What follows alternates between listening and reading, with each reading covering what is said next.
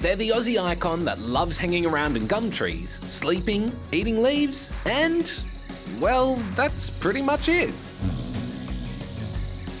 But this iconic marsupial might be starting to wake up to some big problems. Since 2012, koalas have been listed as a vulnerable species, and since then their numbers have fallen further. Today there are fewer than 40,000 koalas left in the wild, mainly because of things like dog attacks, cars and vanishing habitats.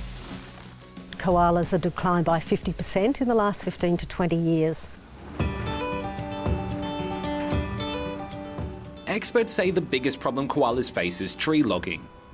While the timber industry does create jobs, every year heaps of koala homes are destroyed due to tree clearing. And more areas are scheduled for clearing, particularly in parts of southeast Queensland where lots of koalas live. The very area that they want to get in and absolutely hammer is the very area that is the highest koala habitat quality. So koala conservationists are calling for an end to hardwood logging in those areas. But tree clearing isn't the only problem koalas are facing right now. Recently, a national koala conference was held, and there, scientists discussed the effect climate change might be having on koala populations. One report has found 14% of coastal gum trees could be overtaken by salt water in the next 50 years. Here's how it works. Rising tides or floods cause high levels of salt in the surrounding soil. This can increase the level of toxins in the leaves of gum trees, making them inedible for koalas. The trees can also wilt and die. It's something that's got a lot of conservationists worried. Pretty much every population within that stretch of coastline is in decline, some sharply so.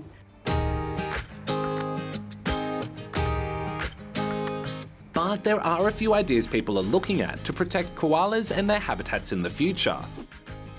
In Queensland, some want to create a huge koala national park to take in all of the koalas that are at risk. Meanwhile, in New South Wales, the government has proposed buying land away from the coastline where gum trees would be protected from salt water. The $10 million that we purposed to acquiring land, habitat for koalas, is exactly for the purpose of making sure that we have the resources to be able to acquire lands to protect our koala population further.